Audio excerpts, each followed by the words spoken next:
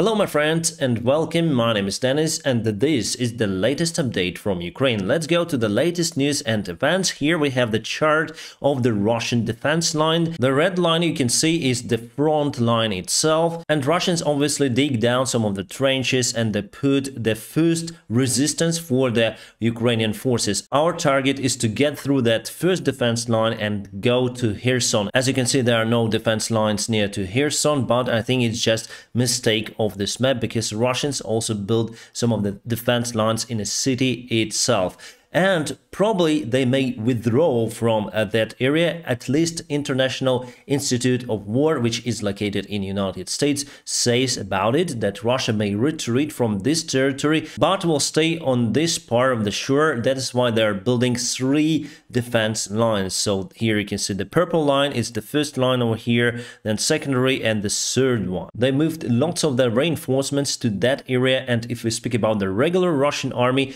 my friends, the most professional part of the Russian army is now in this area on the south part of Ukraine, Kherson region. If we speak about the eastern part of Ukraine, Donbass, there are also professional Russian army but private military Wagner, mixed with some new mobilized soldiers and also prisoners that Russia take and send to die in this war. In Kherson region and Kherson city, we see the signs of rotation, so Russia removes some part of their army and put new reinforcements, increasing the general group of the Russian soldiers. So for Ukraine, it's kind of hard to get this area under control. Nevertheless, we are waiting for the new weaponry that will help Ukraine to fight back our territory. And my friends, we also have some help from the sponsor of today's video. The sponsor of today's video is Atlas VPN. You know what, my friends? Atlas VPN have decided to extend their Halloween crazy discount. So now you can still Black Friday deal and get Atlas VPN Premium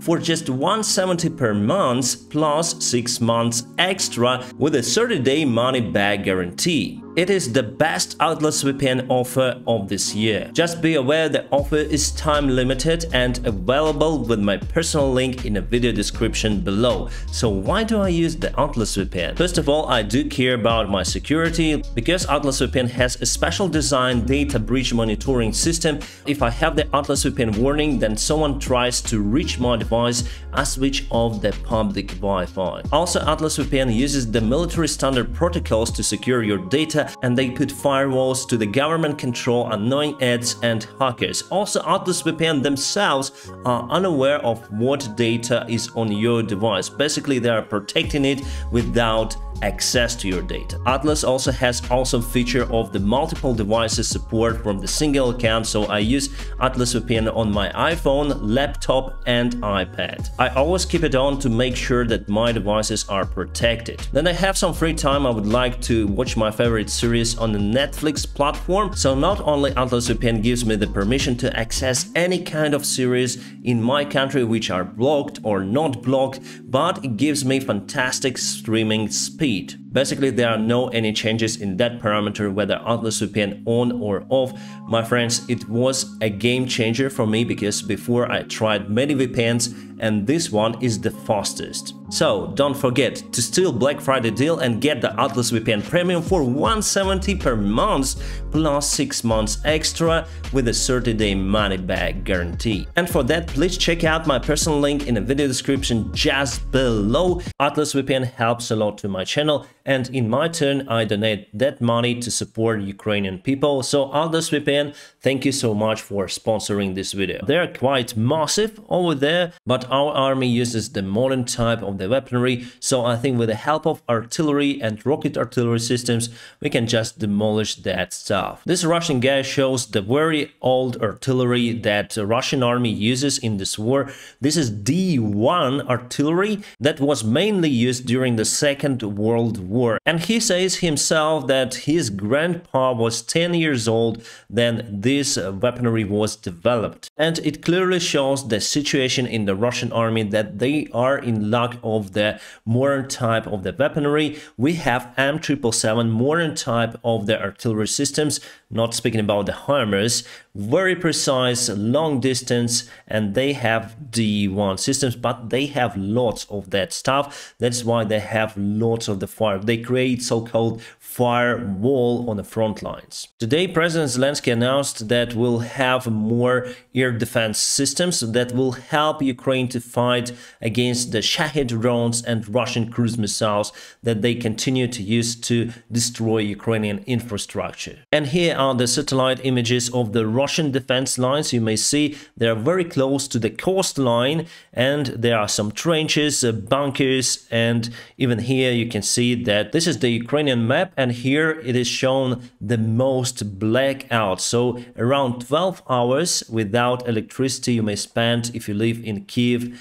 region. So I do live here. That's why we have lots of the blackouts, and that is why maybe tomorrow temporarily I'm gonna move to some sort of the other region just to be consecutive with my videos and provide you with constant updates, because it's getting harder and harder for me to get access to electricity and stable Wi-Fi connection. Yes, I got the Starlink antenna for now, but I live in apartments, not in a private house, and I try to use it. It doesn't work here. Big American submarine entered the Mediterranean Sea, USS Rhode Island. It may carry 24 ballistic rockets that may cover more than 18,000 kilometers, so they can easily target Moscow. I think it's clearly a sign to Russia and Iran for them not to play with NATO military power, because they may just be easily devastated by any kind of weaponry. So this submarine is very long, and this is the rocket that it uses. It has 24, and from that area where the submarine is around 3,000 kilometers up to Moscow reach. I think those rockets may target all of the Russia with that range. Those Russian warriors were imprisoned by Ukrainian soldiers, and we have a special fund that guarantees the pay for each Russian soldier. So if Ukrainian forces would take Russian soldiers alive, they will have guaranteed pay. So this time they were paid by $600, which is alright. Iranian Ilyushin-76 was spotted in Moscow nuclear airport. Probably Iran continues to deliver drones to the Russian Federation. Today, by the way, Iran admitted that they sent some of the drones to Russian Federation. However, they say that they sent few of them and before the war. But in Ukraine, we shot down each day around 10 Iranian drones. So what Iranian side says is total nonsense. This is the Russian mobilized soldier. His name is Dimenkov Roman, and he's a record breaker. So from the time he was delivered to the front lines till he was imprisoned by Ukrainian soldiers, just 1.5 hours passed. There was a fire in a nightclub in the Russian Federation, and social media says that this guy is responsible. He is also military, Russian military, and he already was caught by the Russian police. Probably he did it for purpose, but what purpose so far we don't know, and many of the people lost their lives in that accident, in that fire. Ukrainian army continued to use the rocket artillery systems to eliminate Russian military bases and ammunition supplies here. And recently we fired towards the ammunition warehouse that was on fire. This happened today, my friends. And this is the Ukrainian column. You may see lots of the armored vehicles. It seems like they are in the south part of Ukraine, somewhere near to Kherson. Probably we should expect something. However, there are no any tanks, but we use light armored vehicles to increase the mobility of our forces. Probably it's just a column to refuel those cars, who knows. It's getting cold in Ukraine, and yes, my friends, technically it's Ukraine. It's the research base Academic Vernadsky in Antarctica. At the end of the last year, one more scientific expedition and Ukrainian ship was sent to that base, and all of the scientists are there, but there are lots of snow, my friends, and lots of penguins. I already shared this video on my Telegram channel, my friends. This is the Russian soldier with a bow, and he's from Bashkiria or something, and this is just a performance, that theater performance for the camera. and how they fight here in Ukraine with the bow. just just crazy. He has the rifle, and firstly he shoots and then takes the rifle. Should be done in a different order, I think. It seems like there is the challenge in the Russian army for the most cringy TikTok video. So Kadyrovites fight with the bushes, with the trees, and now you can see the bow. Just fantastic. And what about those tails? Good in masking that soldier.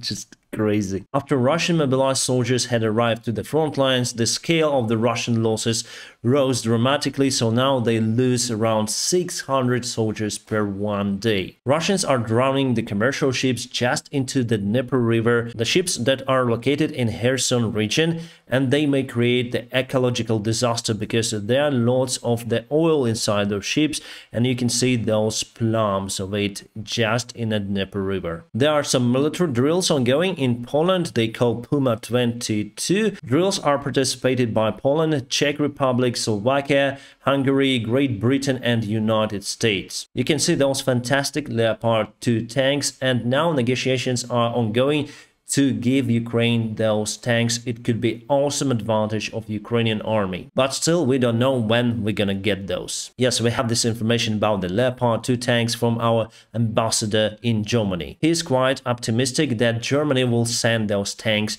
directly to Ukraine. Alright, about the military map update, my friends, we have just a clarification of the front lines, and Russia seems like moved to this gray area a little bit.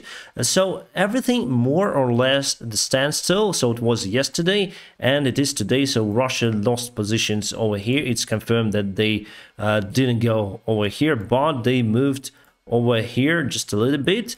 Everything is happening in this gray area. However, Ukrainian side, so this blue area is not moving. It means that we were able to stabilize the front line. I was really afraid that it's not gonna happen from Ukrainian side, that we'll not have enough time to move our artillery systems and reinforcements and supply lines, which is the most important here. I thought that we're gonna stay here near to this river and the border storage for the long time, but we moved further and now we're very close to Svatova that we're gonna take under our control. I hope very soon. Bakhmut direction, there are nothing new, my friends. Russia still continue to use their forces and throwing them to this hell, and they have tremendous losses. In this area alone, they lost more forces than in all of the Afghan war that Soviet Union conducted in 80s. So imagine this number, imagine this scale of the war. On the south, everything more or less stable.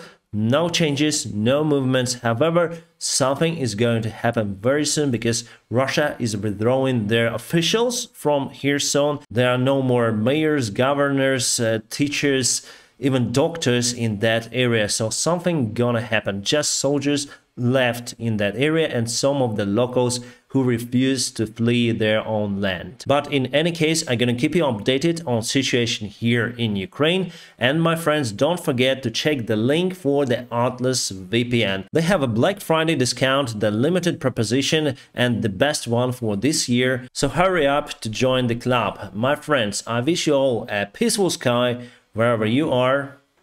Have a great time.